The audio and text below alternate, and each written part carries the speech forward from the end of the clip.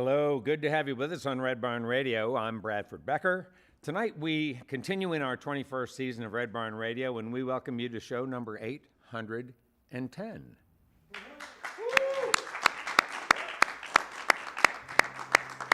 I like the sound of all that clapping. We've got some audience here tonight.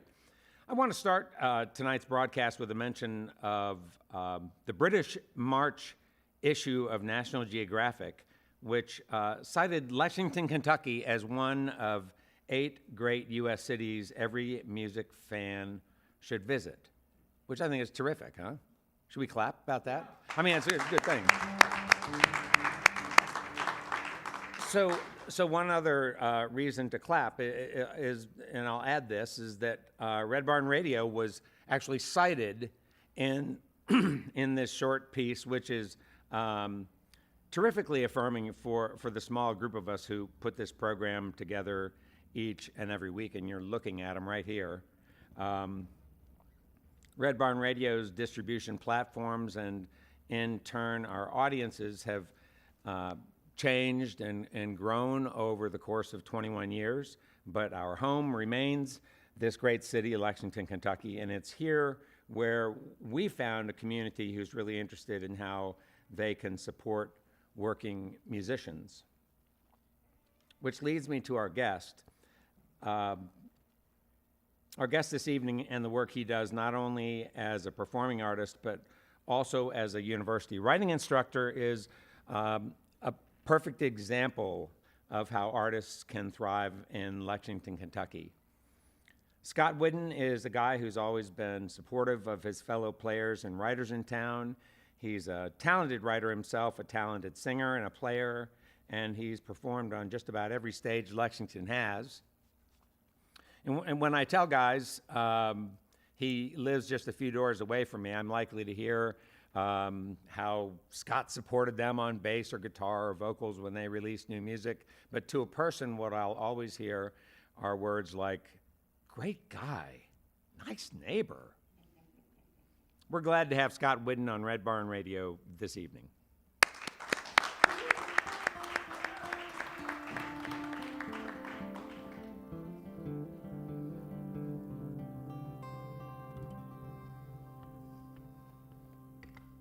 We needed something to believe in, some kind of anthem to get us back to what we knew all along. Make it a victory song for a victory not yet won.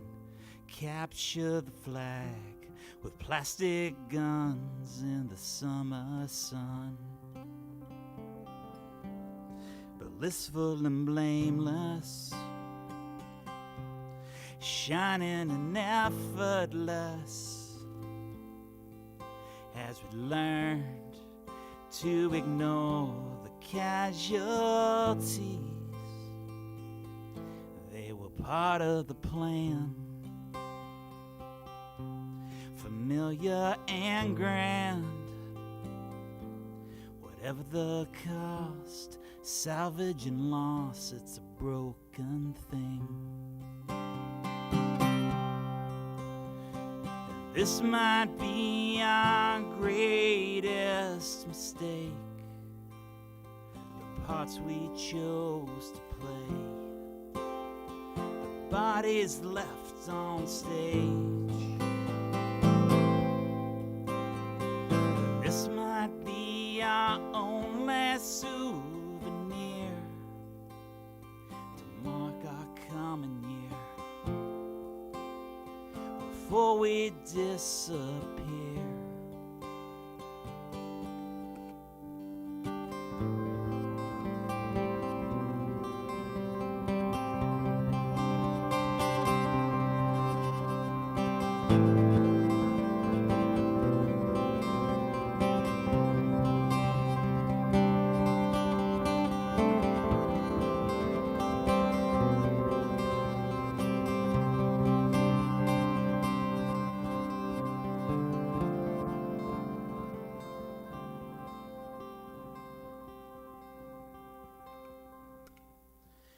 This might be the one that kills us yet.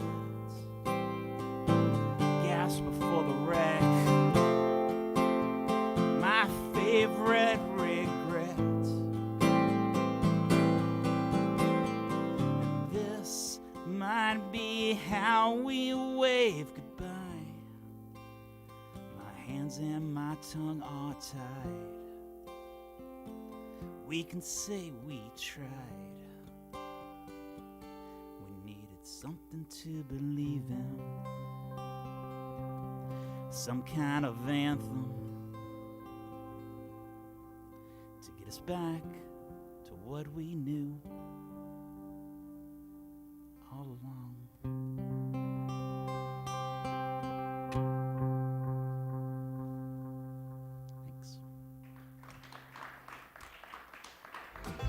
Good evening and welcome to Red Barn Radio. Wherever in the world you're listening, welcome to Roots Music Southern Style. Thanks to WEKU, Red Barn Radio's official radio partner, NPR for Central and Eastern Kentucky. Listen online at weku.org. Red Barn Radio is supported by Visit Lex, Lexington, Kentucky's Convention and Visitors Bureau. More information on what Lexington has to offer is at visitlex.com. LexArts, Lexington, Kentucky's premier cultural development, advocacy, and fundraising organization, working for the development of a strong and vibrant arts community as a means of enhancing the quality of life in Central Kentucky. Follow Red Barn Radio on Twitter and like us on Facebook. Here's the host of Red Barn Radio to tell us more about tonight's performers. Scott Whiddon is a teacher and musician based here in Lexington, Kentucky, in my own neighborhood. In fact, as I said, not only has Scott played right here on this stage with bands such as Fanged Robot and most recently Kentucky Power Popsters Letters of Acceptance, he's also shared stages with industry heavyweights like Lucy Dacus and Elf Power. Scott is currently on a short acoustic run of shows in such towns as Louisville, Knoxville, Athens, Georgia, and others, promoting his new work, album called The Best of Intentions, slated for release in September. Though Scott will be performing solo this evening, the album, produced by Lexington's very own Tom Nato, features Jay Gonzalez from Drive By Truckers and many other working musicians from Kentucky and beyond. This is one interesting cat we have here with us tonight. He's always got his hands in new creative pursuits. We're glad you're here for this evening of tunes and talk with Scott Whiddon.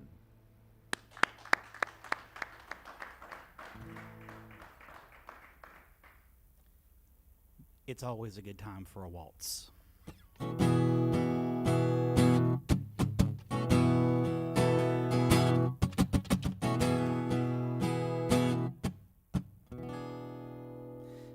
Infirmary full of amputees, talks of history, had a pedigree in a former life that lasted far too long.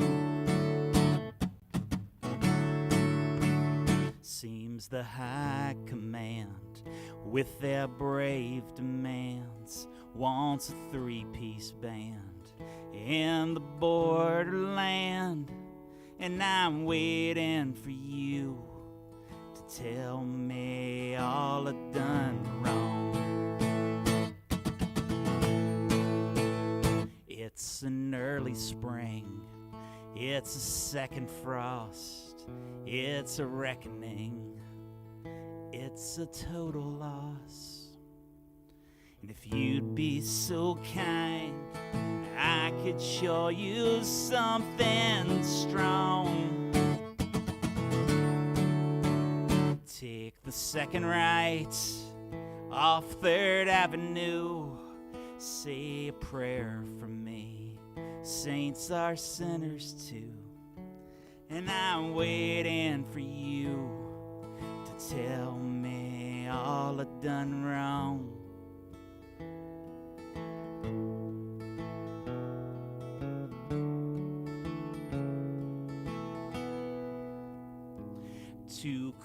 years and some time to kill. Glad the time is cheap with my lack of will. You can play, give me 3 steps. Tuesday's gone. Now you're cracking jokes about an overdose, and your only advice: keep your enemies close. And I'm waiting for you to tell me all I've done wrong.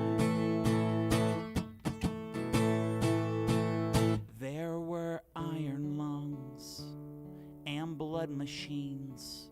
There were string quartets on amphetamines. And I swear I need something to happen right now. Count your calendar for a single year. Watch me pirouette, watch me disappear. And I'm waiting for you to tell me all I've done wrong.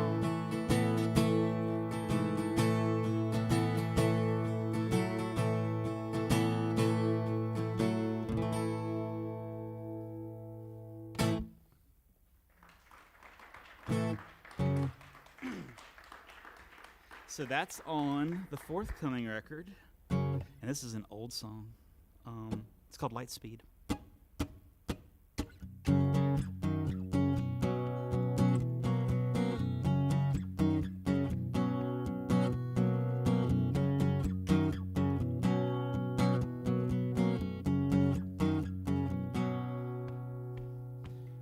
I was dreaming of light speed, a push and pull of gravity, and the last sound that you'll hear before the end. Plugging into the landing codes, I need a translator for the words I know they're not getting through. They're not getting through to you.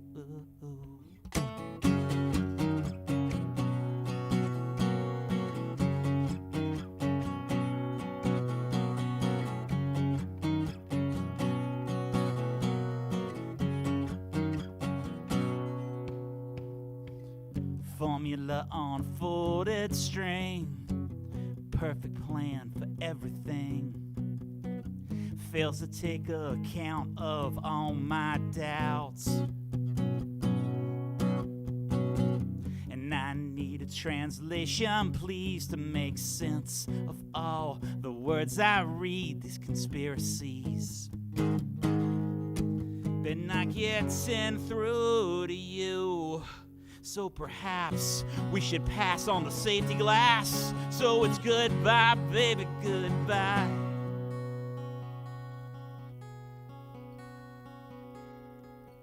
Cause I was dreaming of light speed.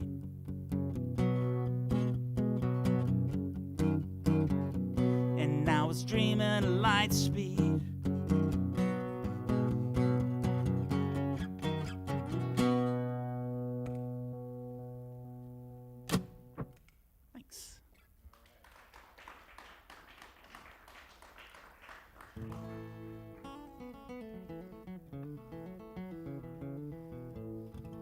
This song started as a letter, and this song started as a cowboy song because I like Marty Robbins a lot. And the letter didn't get sent, and the cowboys became sailors, and all kinds of things run away. But here we go.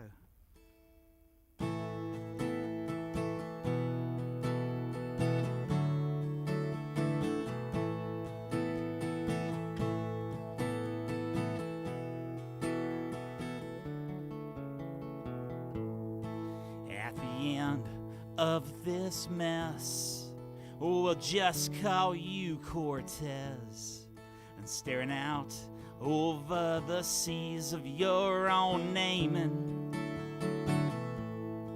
with mythologies and maps clever epigraphs for the letters you will write when you're done leaving.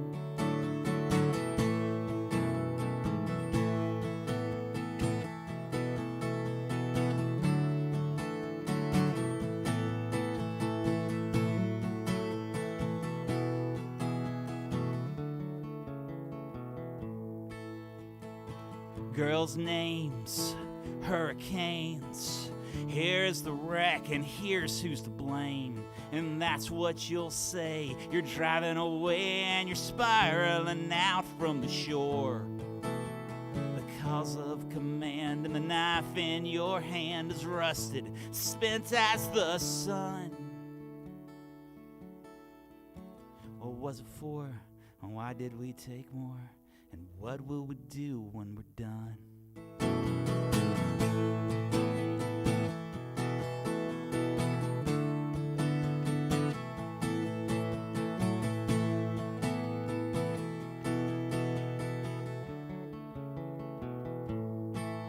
Well, from May to September, yes, Florida's on fire. We should account for our loss. A toast to the missing, a scourge and a blessing to carry us through the first frost. Might drag the river, see who sank under the weight of a wreck in a storm. At the end of this mess, I'll just call you Cortez. Cortez, protect me from harm.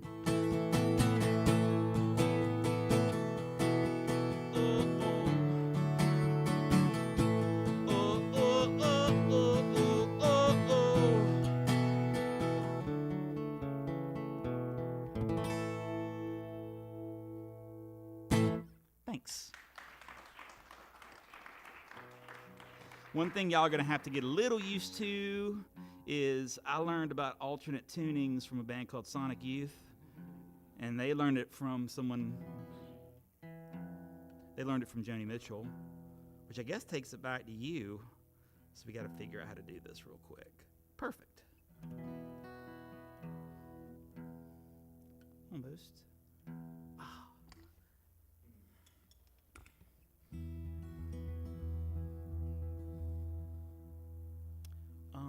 The song's called Holidays.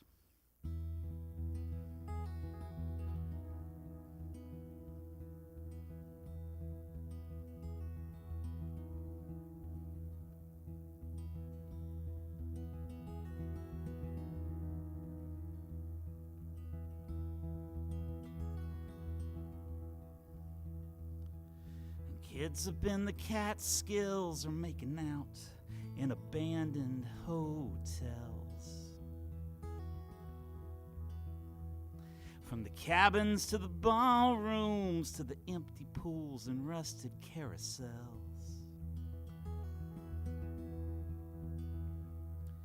Slipping off from the chaperones that came along for some break.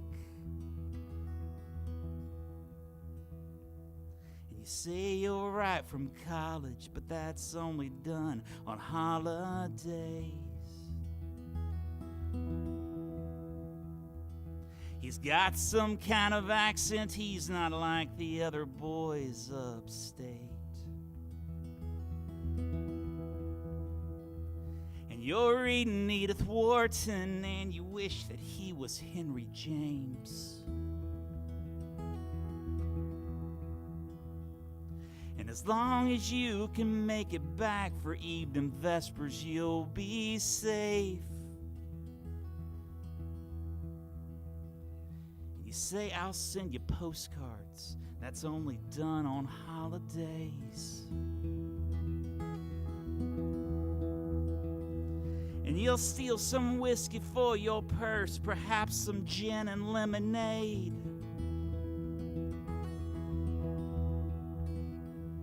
And you'll Charleston like a Gibson girl. You'll wish it was the Gilded Age.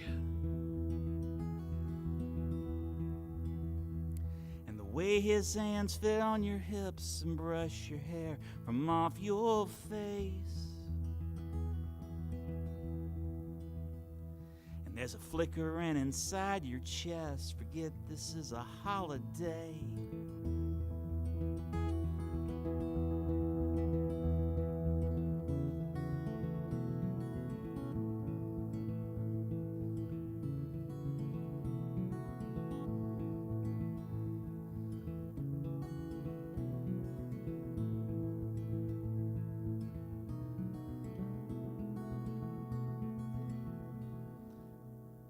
Someday you'll think such things are trite and common and predictable.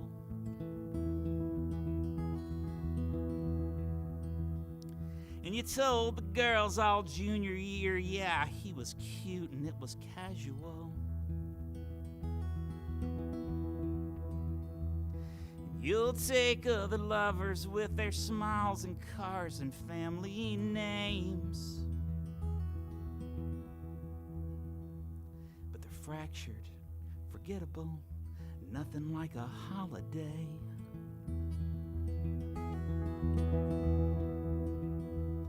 And there's kids up in the Catskills making out in abandoned hotels.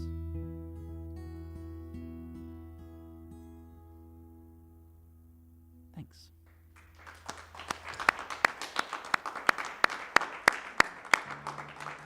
Our guest this evening, tuning now, is Scott Whiddon. Scott is a great songwriter and singer. He's working on, getting the word out about The Best of Intentions, which is his newest work. That's going to be released in September.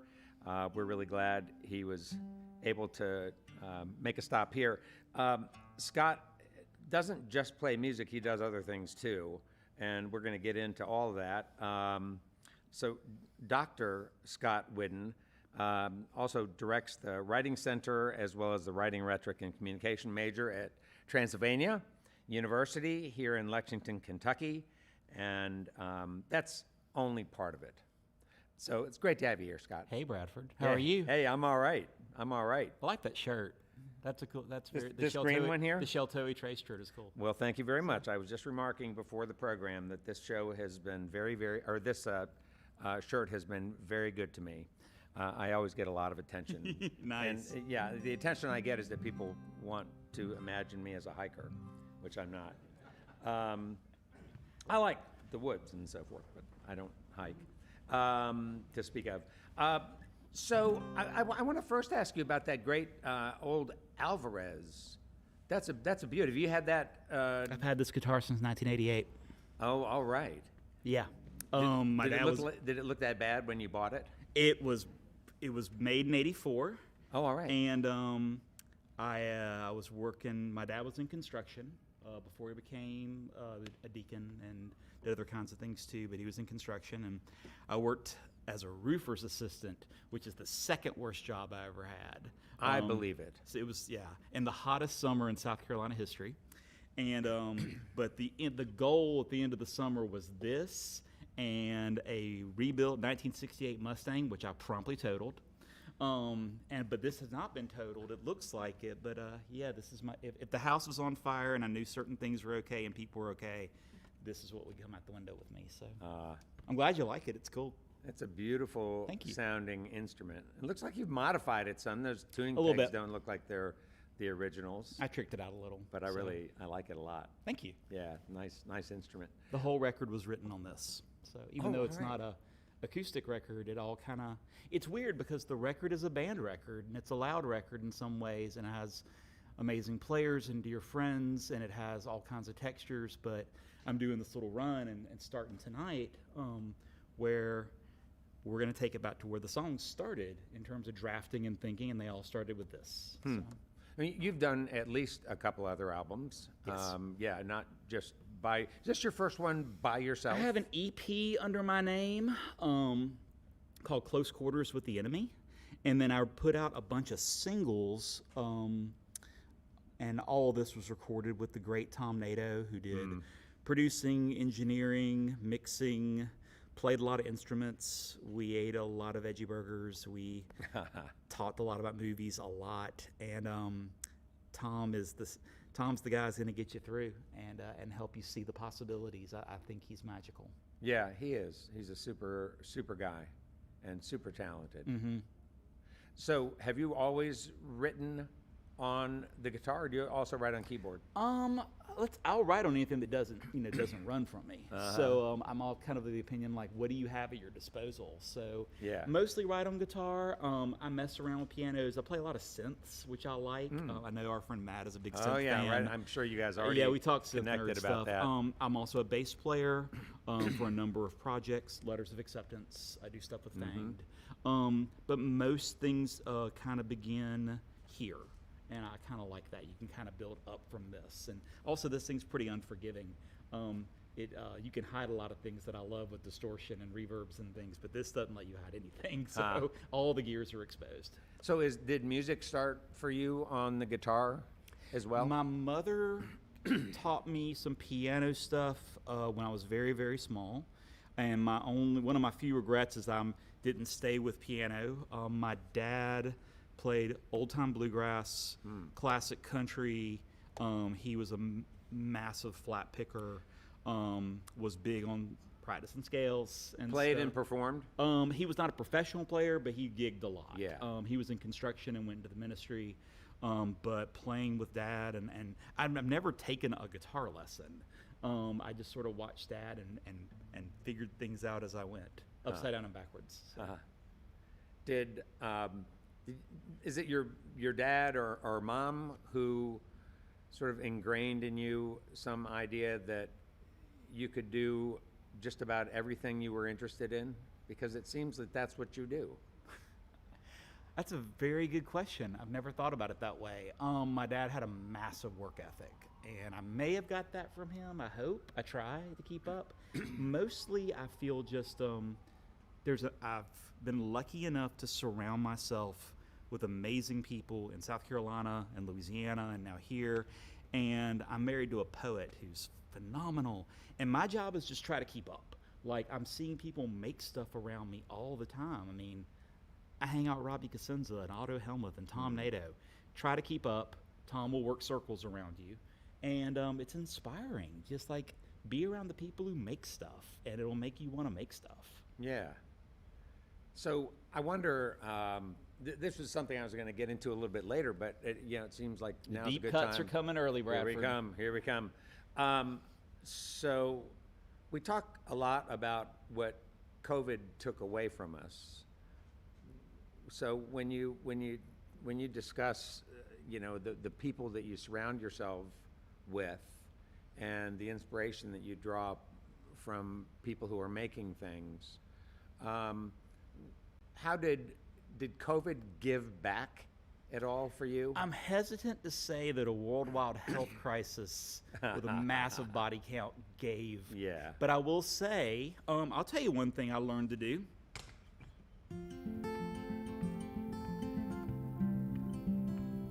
I learned to finger pick. Because I said, this is how I'm going to stay sane. I'm going to set a click track. I love a click track. There's no ambiguity here. This is a 1. We don't have to discuss or interpret it. And I'd set a click track, and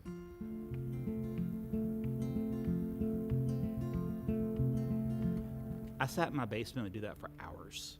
And so I think that was maybe part of it. Yeah. You're friends with Kevin Holm Hudson and Jim Gleason. We did 3 records during COVID, and we saw each other one time. We did this basement recordings thing and shifting tracks to each other, and it was mostly synths and instrumental weirdo rock, and put it out, which has been really, really fun. It's called Archipelago, and you can find it anywhere. So what did it give? It gave me back a whole lot of, oh my goodness, what opportunities you got. What time do you got here? And you better make something really, really interesting and find a way to find that fulfillment, which is hard, especially in a global health crisis, Right. and especially for someone like me. So I think you have to be intentional in the making of things. So I finger picked 3 hours a day. Yeah. Whatever. Yeah. Well, that's a great thing, and it may not have happened, right? Had you not been sort of stuck. I'm We not don't ready have- to go. I'm we not don't ready have for that to alternate thank- universe yet. We so. don't have to thank COVID for anything. I'm not suggesting that. But- It made me grateful. I guess you could say that. Yeah. But I'm trying to be more into the grateful thing. Yeah, So. yeah, that's a good thing. Well, let's go back to the Whiddon family. You mentioned South Carolina. You mentioned County. Yep. You mentioned Louisiana. Yeah. Yeah. So talk about the Whiddon family. I'm interested in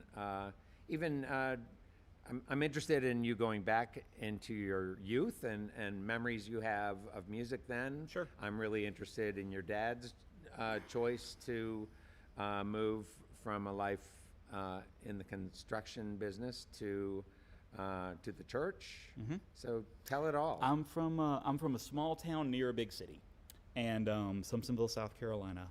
My dad was the son of a sharecropper. He moved 21 times in 18 years. That family, his brothers, his mother, they were part of that, hookworm and ricket South. They were the end of polio, that era. Definitely sort of thinking about Southern poverty in that sort of way. My dad learned to play guitar from his dad. I doubt his dad ever took a lesson in his life. I didn't meet my grandfather. I heard he was a beast of a player.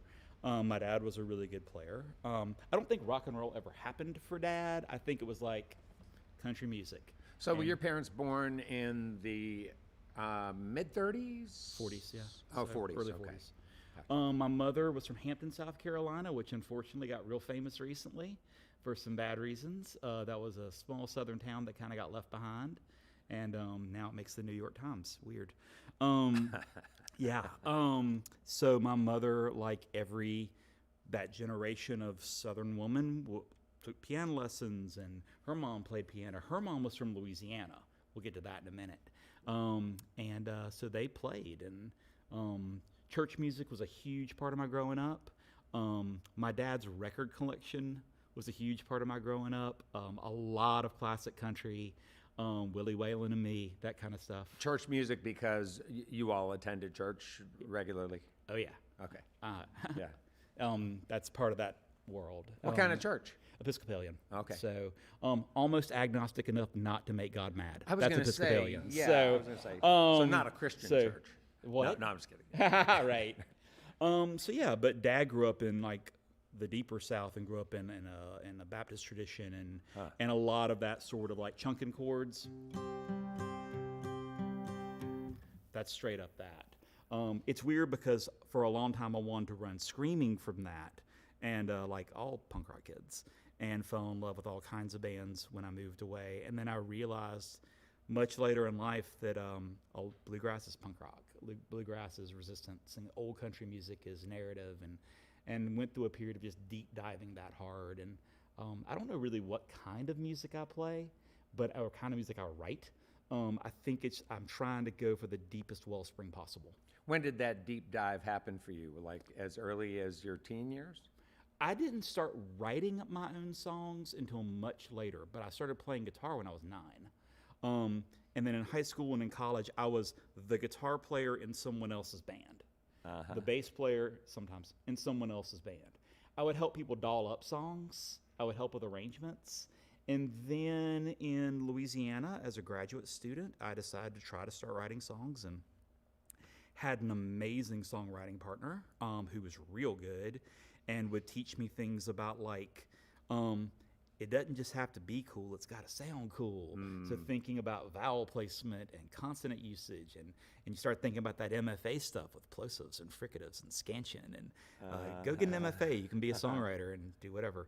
And I fell in love with the idea of trying to put things together in different ways. I moved to Lexington in 2006, August 3rd, to take a teaching job at Transy, which has been really good to me. My wife is a poet and a librarian, and I realized that if I was going to keep doing music, I had to start writing songs. And luckily, I found people who I could do that with and learn a lot from. Yeah. Hey, I'm talking with Scott Whiddon, who's our guest this evening on Red Barn Radio. This is only the beginning. We'll be back to converse some more. There's a lot more music to come. Let's welcome back Scott Whiddon to Red Barn Radio.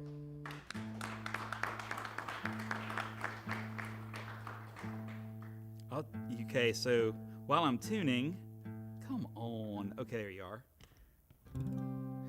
You asked what COVID gave me. Here's one thing it did give me. There is a wonderful book called Finding Naomi. It's by Joe Carducci. Joe's an awesome writer. He is a Westerner, and he wrote this book about the SST story, SST Records out of Los Angeles, California. And in that book, it's really a story of a woman named Naomi Peterson. Naomi Peterson might be the most seen but least known female photographer of the 80s. Her photographs were photocopied and put in hundreds, if not thousands, of punk rock fanzines, coast to coast. She died at age 36, alone, of liver cancer. She was working for the Washington, D.C. famed 930 Punk Rock Club. The place is amazing. And she's a character in this song. There's a photo of Des Cadena at the Starwood, probably 1983. They're a 5-piece now, playing much too loud, and the cops will surely come shut down the scene. And all that's left of you are a couple of back issues of fanzines full of bands you'll never see, 'cause they ran out of luck and given up. Hey Naomi, wish you could have seen me in the slant of light you always seem to know. Take the freeway through the matinees, and you can always find someone to get you home. 'Cause every photograph is an epitaph for something you can claim as your own when you're alone. And maybe that's enough for now.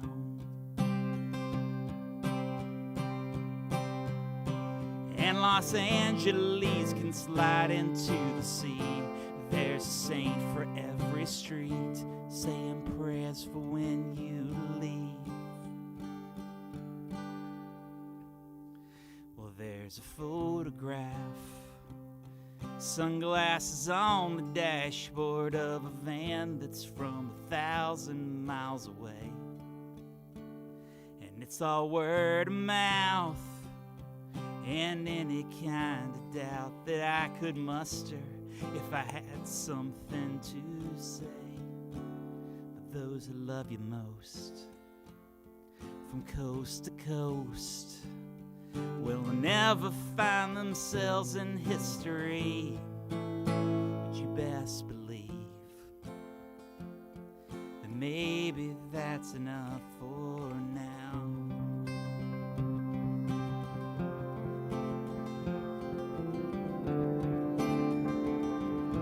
Maybe that's enough for now.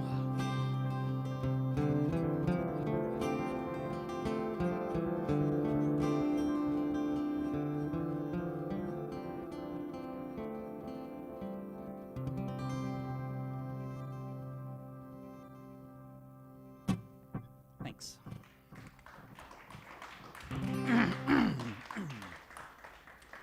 I'm feeling a little parched. Hold on for a sec, y'all. One of my favorite people in the world is a sound man named Mike Tivis Clark. And Mike runs sound at the Green Lantern, and he also plays with a band from West Virginia called the Cheap Dates.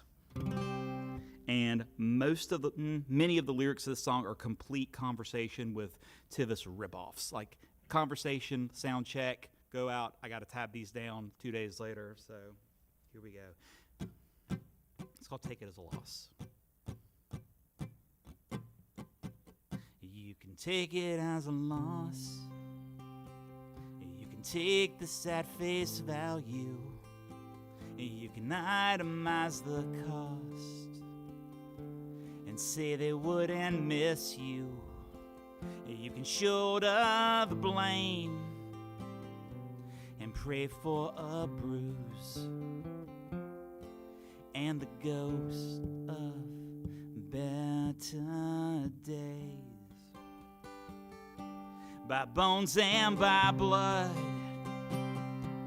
with travels and burdens, and steadfast in doubt, with skillful precision, and down to last dimes, and there's damage that's due,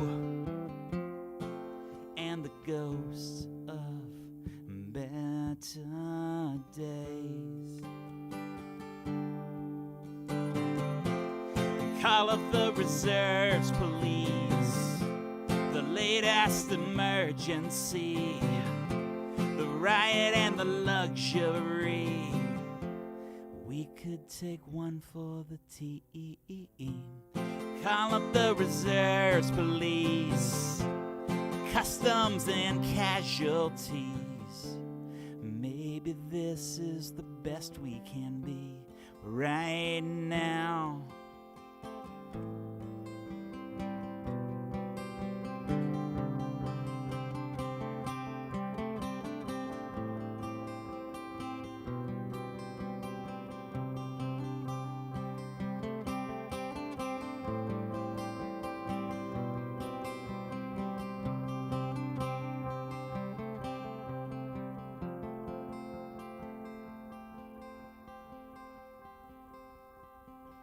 You can take it as a loss.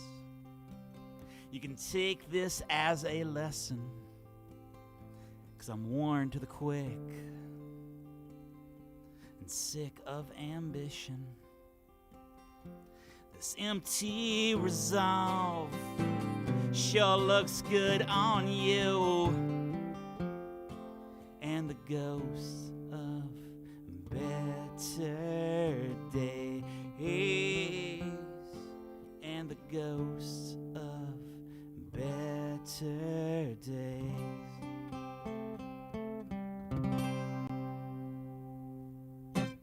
Thanks.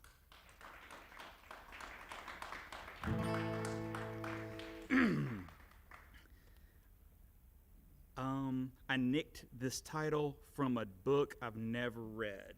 So there's my confession for the night. It's on the new record coming out, and it's called Mutual Friends.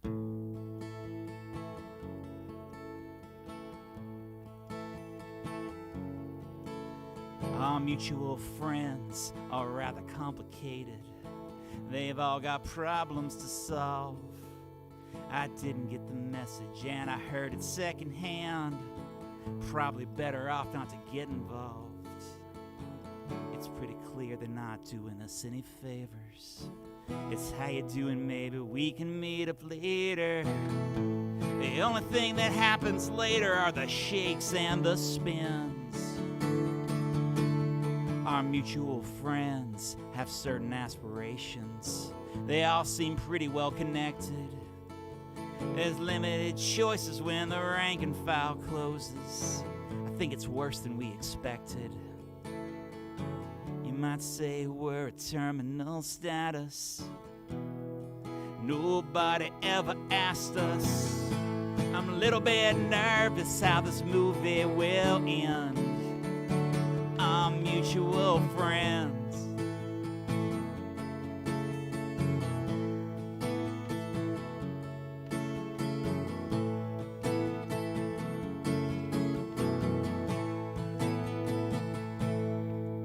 Before coming attractions, just at the exposition, between the guest appearances that undermine the action, you were looking for an exit, even though they clearly marked in both aisles. And we're both watching it happen. We're both bad at narration. The catchphrases come easy, they get the wrong reaction. If I wonder if I run out of breath before the end of this line. Our mutual friends, they are coming back again. They ain't gotta justify their reasons. Too many questions might raise their suspicion at the social event of the season. They always late for the late show, and I won't say that I told you so, but the ending won't seem so familiar if nobody wins.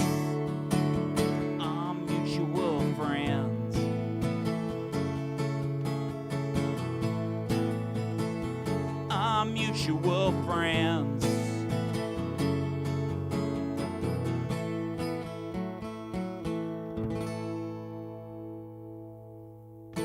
Thanks.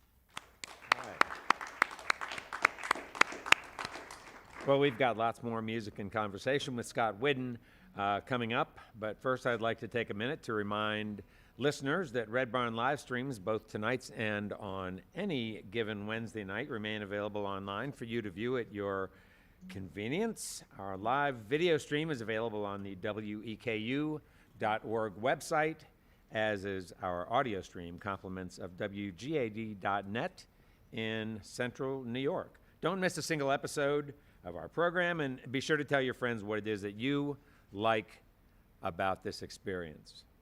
We like having you here. Our guest next week is folk duo Rockwood Taylor. Lynn and Charlie are 40-year veterans of the New England music scene, and they now live on the North Shore of Massachusetts in lovely, lovely Newburyport. Their release, Folk and Roll for the Soul, earned Album of the Year in the 2019 New England Music Awards. They were also among nominees for their debut EP called Finding Home. Charlie plays drums and guitar. Lynn plays piano and bass. And Lynn's writing especially really pushes conventions and boundaries in the realm of social and personal awareness. I think you'll really enjoy it. The duo tours regularly throughout the eastern half of this country, even down to Louisiana, I know. And this is their first visit to be with us here on Red Barn Radio. So we got to welcome them, huh? Don't miss next week's live stream with Rockwood Taylor. Now let's get back to tonight's Red Barn Radio program. We welcome you live on our social media platforms, broadcasting from the Arts Place Performance Hall here in the grand city of Lexington, Kentucky. Let's welcome back Scott Whiddon.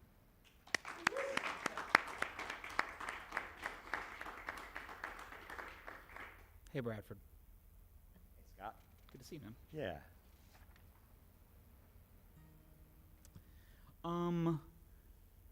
I wrote a bunch of songs that ended up being singles and trying to figure out how to make this thing work, so I've totally jinxed myself for tonight. So it's called The One Thing You Can't Live Without. Can I get a little more monitor in the, just a second? On this right here, thanks. Don't explain, rearrange the list that you made for today. Maybe soon this exit wound will forget all the things you can say. With the best of good intentions, with all your doubts, counting steps with every breath, it's the one thing you can't live without. Don't talk loud, don't be too proud of the ways that you made your escape. No heroics, please, everyone can see the remnants of the monument you made. Please don't act surprised right now, and don't act so devout. Counting tricks like pick up sticks, it's the one thing you can't live without. Yes, indeed, desperately, you've got the best of me. Don't wait up, and best of luck. Take care who to trust. Maybe soon, April, May, or June, September, if you must. All those days spent far away and wandering about. Count your scars like shooting stars. It's the one thing you can't live without. The one thing you can't live without.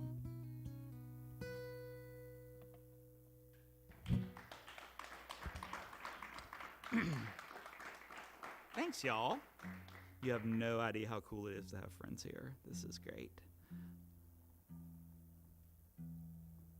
Whenever you do alternate tunings, you pray to St. Joni Mitchell, and you say, St. Joni, please don't let a string break.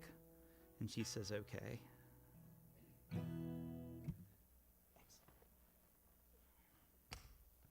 Oh, nice. This is called Please Keep an Eye on Me.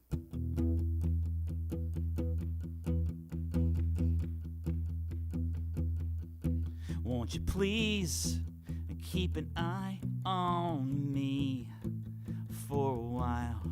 And I'm fine, and that's what I'll say to you in your living room. I've been here 2 or 3 days now, and I'm fine, it's alright.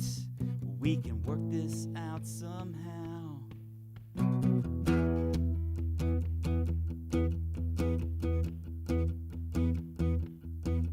Count the water stains on your ceiling, and count the flowers on your wall. And the daytime television gives me someone I can talk to about you. In this room, I've been here 2 or 3 weeks now, and I'm fine, it's alright. We can work this out somehow. We can work this out somehow right now.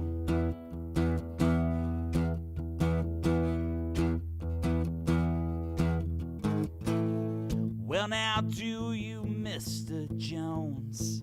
Leave a message, I'm not home. There's always somewhere else to go. Oh, oh, oh, oh. Oh, oh, oh, oh, oh. Won't you please keep an eye on me for a while? And I'm fine, and that's what I'll say to you in your living room. I've been here 2 or 3 months now, and I'm fine, it's alright. We can work this out somehow. We can work this out somehow right now.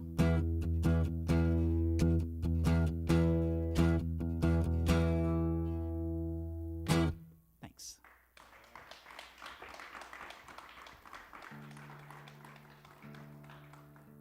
Wrote a bunch of songs for the record.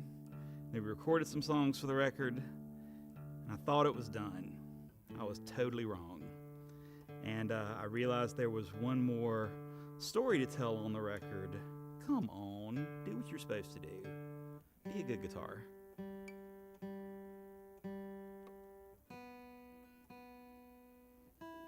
There we go.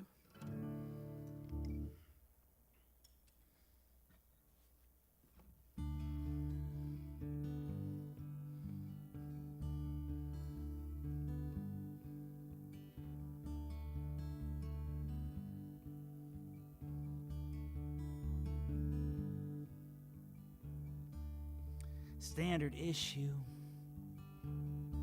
not even a question, not some sleight of hand. Scenes from domestic fiction, you're brave as an out-of-date atlas of the noble West.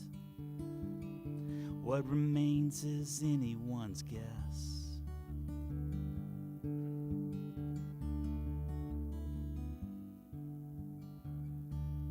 Standard issue, we're low on reserves. It's not what I hoped for. It's certainly not what you deserve. There's storms in the dust light and fortune in the moon. What remains is well past just me and you. How you doing? See you later. Sometimes saints and sometimes second-hand saviors. And I need some help to remember. I count the beads on your second cousin's rosary. I'll make amends at the soonest opportunity. Forgive me nots won't forgive me. Standard issue, standard time. I can't say I'm amused, but I don't always catch the punchline. There's salt in your eyes and sand on your tongue. What remains just might be done.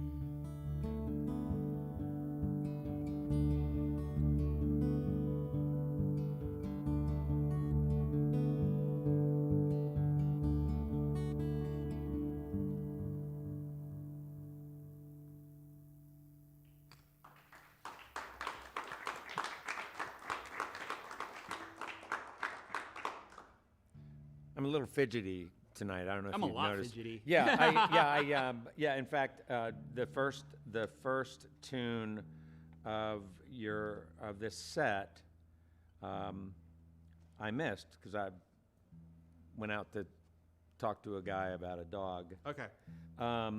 It was the one thing you can't live without. Did you name? Was that thing named in the song? Absolutely not. And is that You can't give away all the story. The sure, I get part it. of Southern storytelling, I think, is it's what you leave in. I hope it's the parts that make you want to kind of figure out who's really here and what they're all about. So yeah. So don't believe a word of us, by the way. So what's the one thing you can't live without? Good question. So if you were listening to that song, and someone else wrote it, what would be the answer Let's you would see fill here. in? I try to write every day. I try.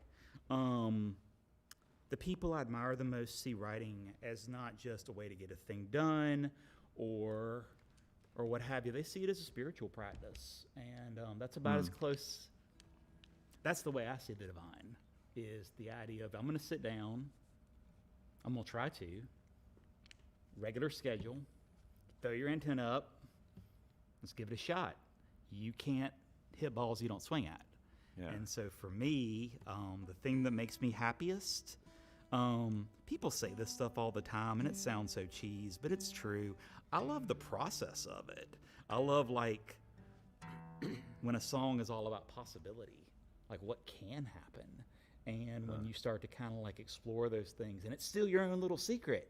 You get to live in that world for a while. And then, so I started writing the record in, January of 21. I moved into a new practice space, and I was playing a new practice space. Yeah, a rehearsal space where I can make a lot of noise. And within your home? No, or okay. Downtown. Okay, gotcha. And I like to have I like to clock in. I like the idea of like you sort of punch card it. You think of it as a thing you do.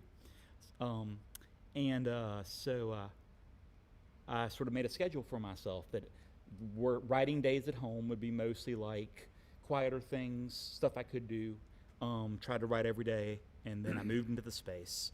And I realized it was time to start thinking about putting songs together because I'd kept a bunch of notebooks for about a year and a half.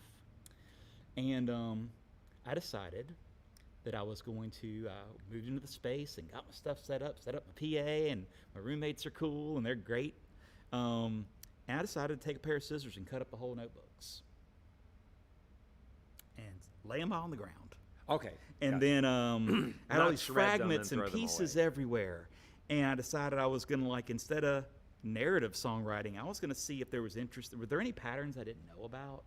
And so I started putting things in piles and connecting things and then trying to redo it. And I'd take pictures of it once I had a bunch of scraps that worked, so I'd have, like, a draft. And then that's kind of how that's one thread of the record, is the process of cutting it all up, trying to find ways to go beyond what I had there. And I realized I had a pile of stuff about movies.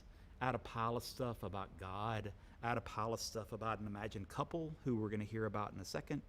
An imaginary band shows up twice on the record. I think it's the same band.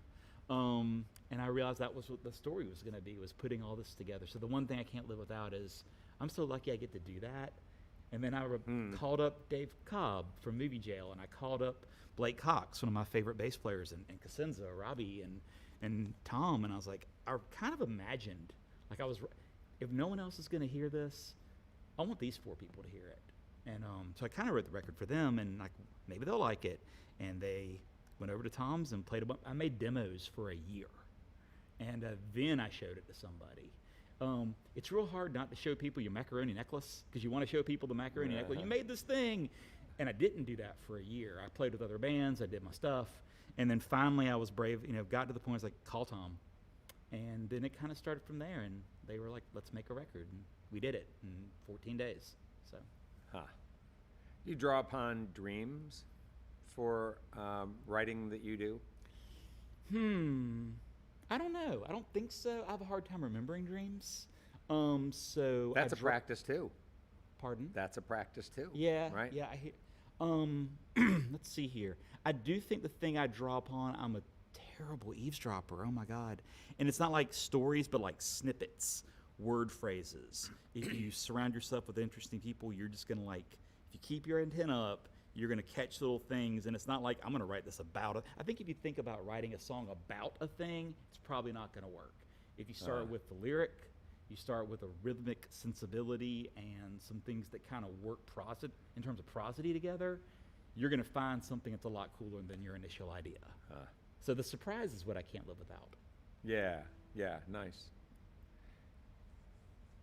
So I wonder, when you get to a point where you're critiquing your own work, I'm sure you're not hypercritical. I'm sure you're very, very kind to yourself. Do you ever think about like what are the kinds of things that make you scrap a song, like writing a better one? But what is it? When you have a lyric and you keep looking at it and you're going like, you know what? I'm maybe you're answering the question you asked. Or I am okay. A couple things. What makes me scrap it? There's a lot of stuff that was left on the cutting room floor, and I guess it's because other pieces naturally gelled together. And so, like, they kind of were like a little gang, and they could hang out, and that was fine. So these got left behind, and we'll deal. They're not bad. They didn't fit it. They didn't get to go to that party. So there's that. The other thing, Tom Nato. I can't say enough good stuff about Tom. I've recorded with Tom for 9 years. Different projects, different things, my stuff. Getting to play with him occasionally when I'm really lucky live. He's out on the road with John R. Miller right now. John's great. John's been on the show. John just got back from Europe, adventures. And I love Tom because Tom will tell you in the most wonderful way possible, hit that again. And it's okay. You go back and do your thing. So I think surrounding yourself with those kind of people who are willing to be wonderfully supportive and wonderfully critical. So he won't take a song that you've written and say, hey, hit that again, will you? He'll say, You're like, talking about a take on something. Right? A take, but also like, why don't we try this? Let's try to think about it this way. What if it starts with a chorus or whatever? Or, hey, you're really big on writing these long intros. Let's on this record have a song with one long intro. And it's great because someone who gets your jokes and someone who understands what you're trying to and is willing to push you into the realm of possibility. So, what are some things that you've learned in the course of the practice of writing and the process of writing your own material that you feel have been transferable to your work at Transylvania University, working with kids in the writing program there? I do a lot of things at Transy. My favorite thing is I get to run this little space in a basement because a lot of punk rock starts in basements. And it's a writing center, but I don't like to say it like that. That sounds like editing, and that's not what we do at all. We create a space for collaboration, creativity, and community building. And so I have these students who I've worked with, nominated by faculty, and they take a class with me, and we do all kinds of things to help people get through the I can't write. And people tell themselves they can't write or can't draw. And I think that's the first step, is like getting rid of that. I Getting rid can't of draw. No, I'm sorry. I can't draw either. No, never. But it's weird. I make a fool of myself, so I draw for students all the time just to be funny. And then figuring out ways to ask questions, figuring out ways to get away from the lexical for a second. Let's try making this piece of writing. Let's make it an image. Let's play with these shapes and give each part of the essay a shape. And let's move things around. Let's see what happens. What if we thought of the whole thing? We'll shift metaphors for a minute. What if we thought of it all as batting practice?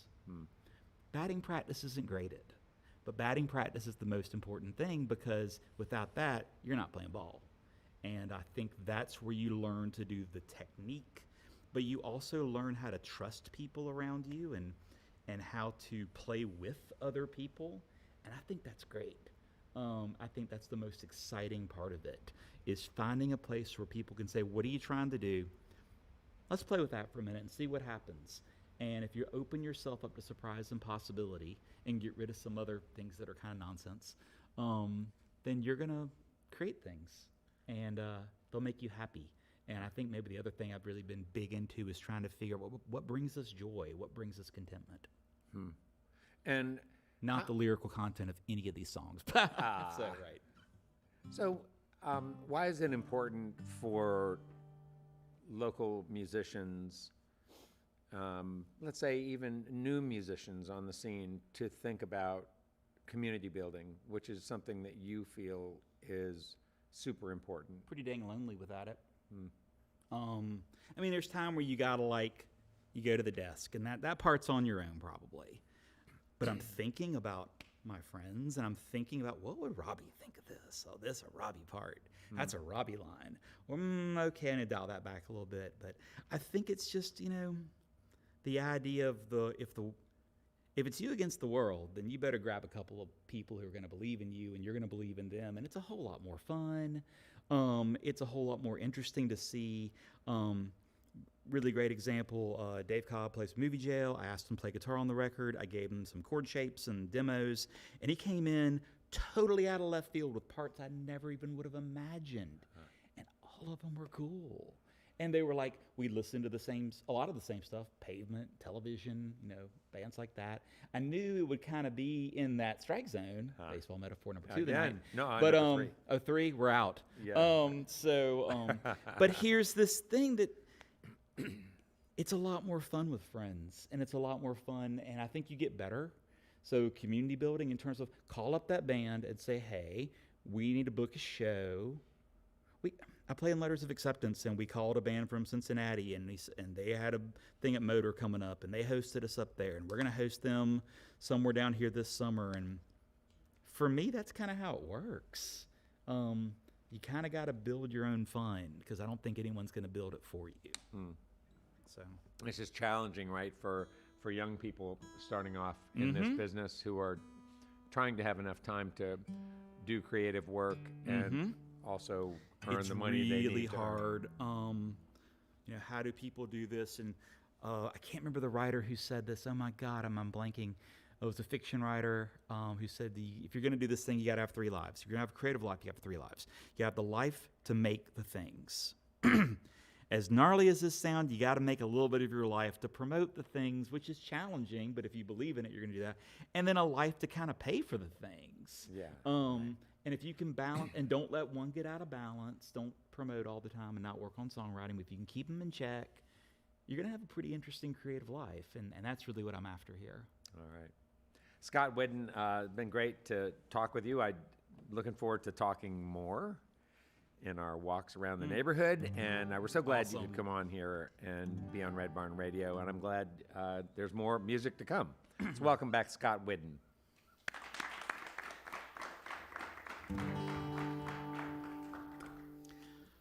I have a painter friend named Lori LaRusso, and Lori is magical.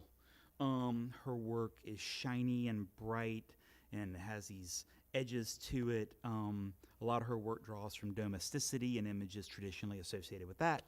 I think her work kind of looks like Martha Stewart meets the Manson family. It's sort of, there's this sort of darkness behind the sheen and veneer. And so when I moved into that practice space I was telling Bradford about, got to put some stuff on the walls. Photocopy, I made print, like with a printer, some of the stuff from her website. And there's this painting called Smashed Afternoon. I love Smashed Afternoon. Smashed Afternoon is the perfect mid-century modern home that everyone on HDTV has ever drooled for.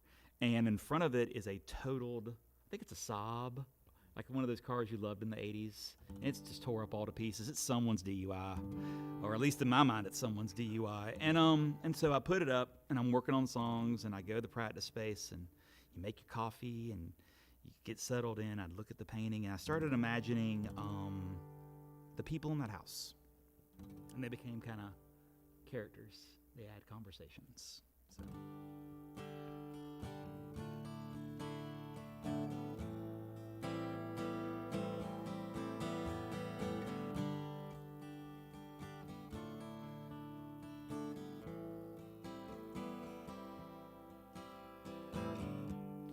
Maybe we should talk.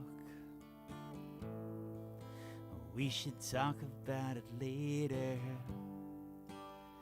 We shouldn't talk about it at all. We could take a walk. We could have some people over. They only talk about the favorite actors. This heart is a machine made of cut-up magazines. Sometimes enough and it's sometimes too much. We could sit on the floor. We could talk about your records. We can see what happens after.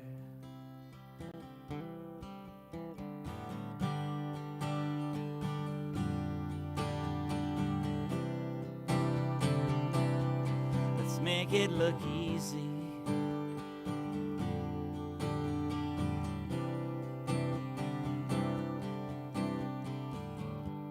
Someday this will be some place you used to go.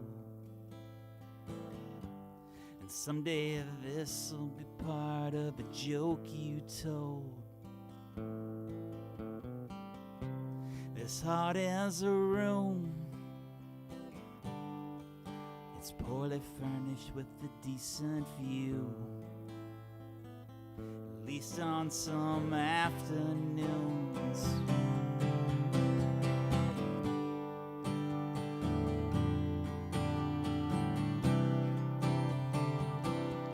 Let's make it look easy.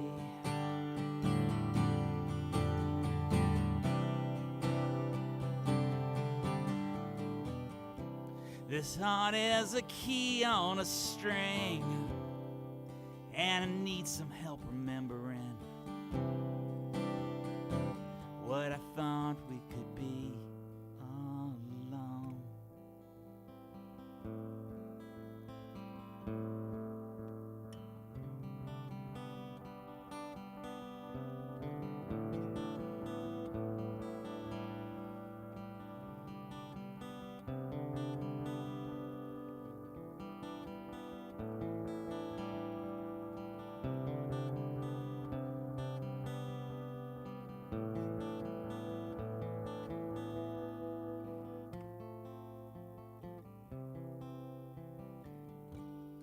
Maybe we should talk. We should talk about it later. We shouldn't talk about it at all. Let's make it look easy.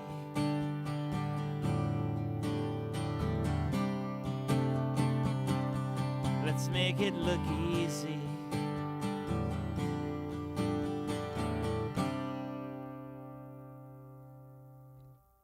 Thanks.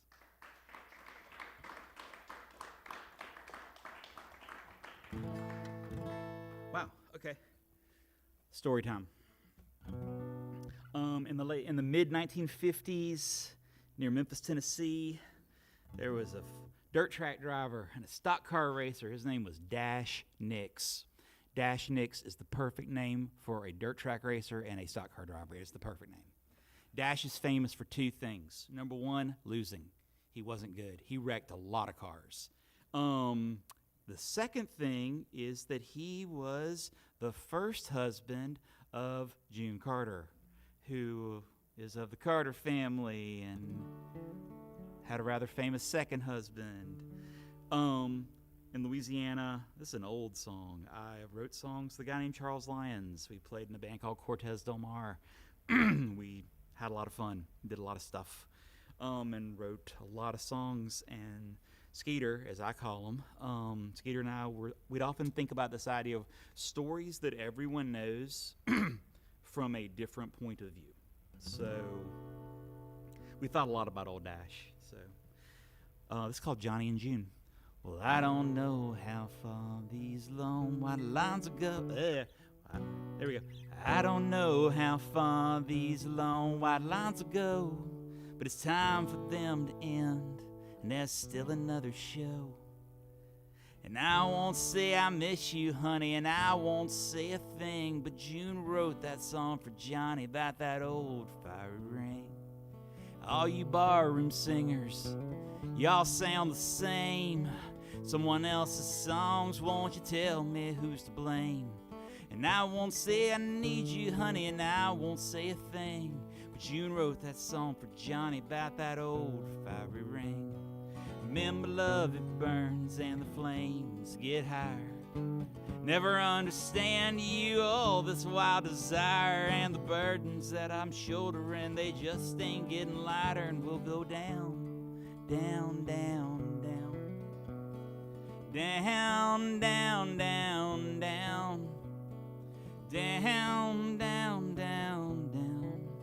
We'll go down.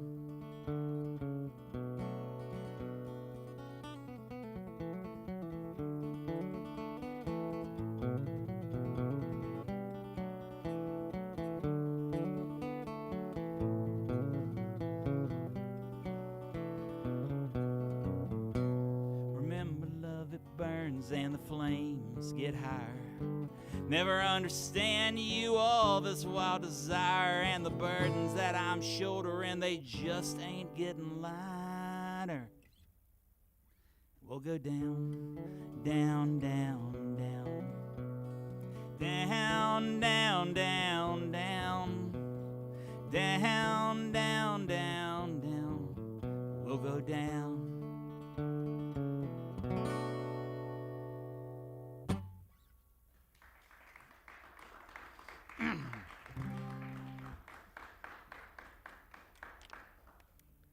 One sec.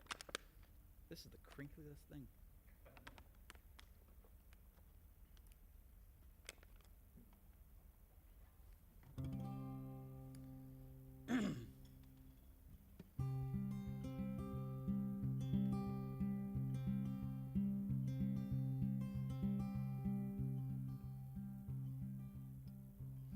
Last time I saw you, you were smiling like a saint. On the way to meet conspirators for crimes you couldn't name. Pack only what is needed and leave the rest behind. Postcards to Pennsylvania, let us know that you're alive. And the gloves your father gave you might just brace you from the wind. And that leather man don't give a damn what breaks and breaks again. And God bless you on your travels, boy, to famous foreign shores. Postcards to Pennsylvania on your mama's freezer door.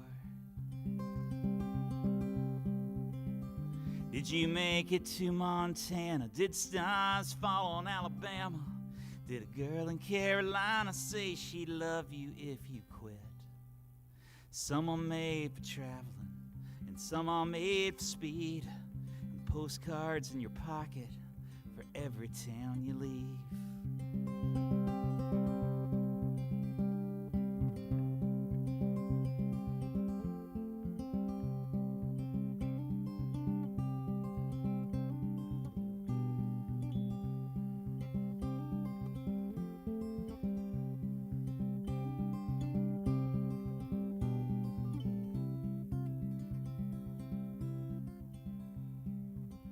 Last time I saw you, you was ready for the ride, with kindest of companions, nowhere to sleep tonight. So here's a list of friends, and maybe folks you know, postcards to Pennsylvania, and a one-way ticket home.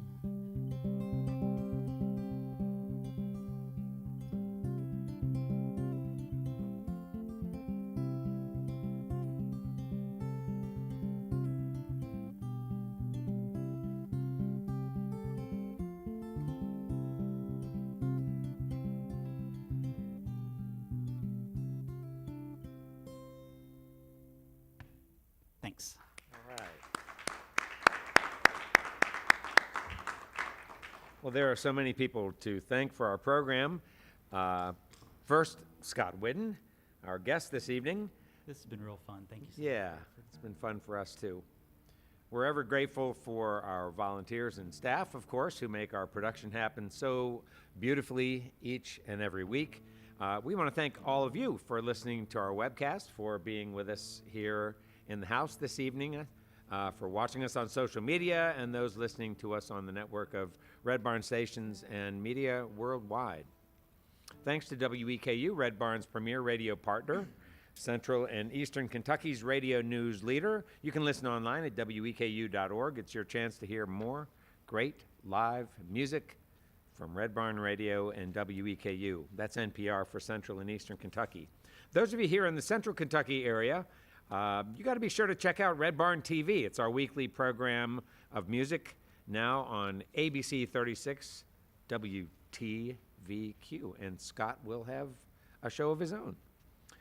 Red Barn Radio comes to you from our home, the Arts Place Performance Hall in downtown Lexington, Kentucky. Our website has updates and further information on our guests in our program. We're on the web at redbarnradio.com.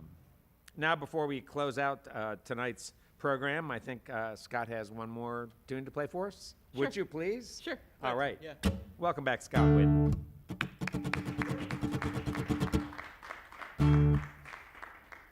I didn't write this song, but my best friend did.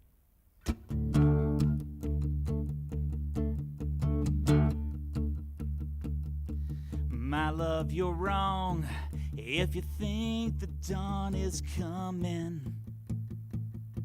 It's not a sunrise, the cityscape is burning through the miles of sewer rats, and you forgot your deerskin cap, and now you're sure to catch your death when it starts storming.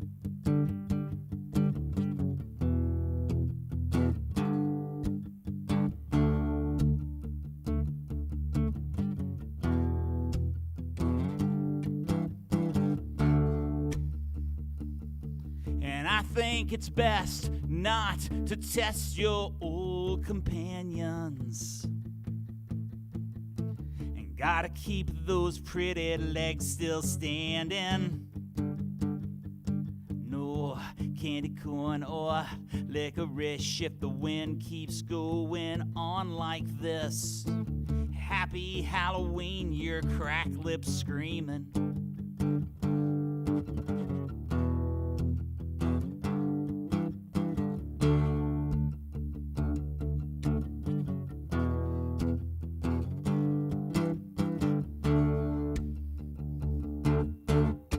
Sorry for the fuel and all the chlorine.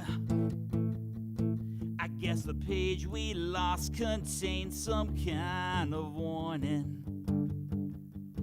I've only got 2 cigarettes, so don't get the backpack wet.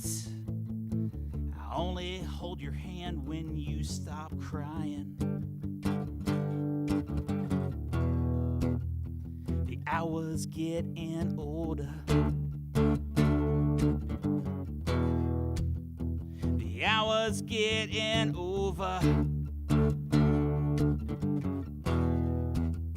The hours getting older.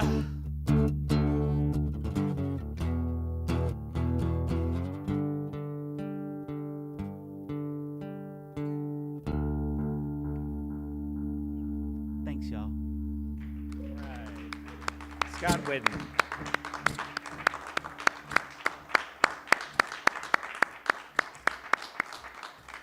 Well, that's all for our show for this week. But you can see and hear Red Barn Radio worldwide as we stream live on the web on YouTube, Facebook, and Twitch, Wednesdays, 7 p.m. Eastern in North America. You can also listen to archive performances on Patreon, Spotify, and iTunes. Hey, and remember this, every like, comment, share, and subscribe helps to bring Roots Music Southern Style to your neck of the woods. Finally, this, if any of our featured artists, like Scott, are out performing in your area, hey, Knoxville and Athens, get out and hear them live. They need you now more than ever. From all of us here at Red Barn Radio to all of our friends worldwide, keep working together to be safe and healthy. And until next time, good night from Red Barn Radio.